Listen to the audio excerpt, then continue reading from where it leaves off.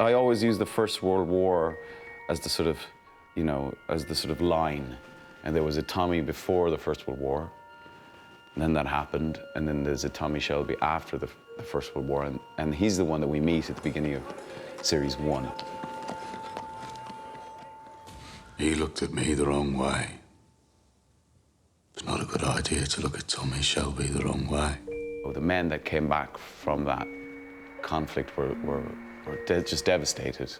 And so there was this huge societal change where you had all these men who had witnessed war on a scale that we'd never sort of imagined. It's all right. It's all right. And of course, back then, they were just spat back into society with no help.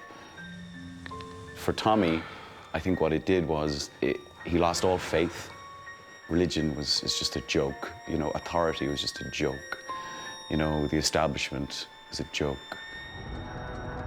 Tommy was a clay kicker in the First World War, which is basically a tunneler. They tunneled under enemy lines and set explosives. And so it was the most claustrophobic, horrific, dark job you could possibly have. Like the worst of the worst, you know. And he seems to turn that trauma into this kind of relentless ambition because he could have died at any point there. He's not afraid of death, so every day is just like for free, so why not? He's a fascinating character then because he's relentless and fearless. To encounter him as an enemy is pretty scary because of that lack of fear. There's no rest for me in this world. Perhaps in the next.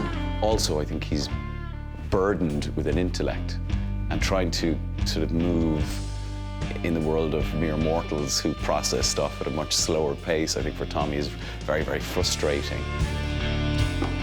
I think so that you don't have to. I think the way Tommy operates is the smart people make the decisions and the less smart people carry them out. And that seems to him to be the logical way of things. And in his eyes, Polly and him are the smart ones. They make the strategy, and it's carried out by the other members of the family. Show them guns. Don't you stay with us, but you stay back. Let's go! I think the pre-war Tommy, he smiled a lot, he laughed a lot, he wanted to work with horses, he was very romantic. You know, all of these things, you see scratches of them, you know, throughout the show, and there's times when he feels like he's getting towards some sort of healing when he's with Grace, and then it's taken away again. And then he retreats back into that kind of shell emotionally, and even though what he does in all of the series, a lot of the actions are obviously morally completely at odds with what any of us would agree with. That's why people are fascinated by him, because we see in him a magnified version of what all humans are like. And his goal, ultimately, you know, to protect his family. People can identify with that. But I feel incredibly privileged to be part of a show that has incrementally improved season upon season. And I'm very proud that we've managed to do that, yeah.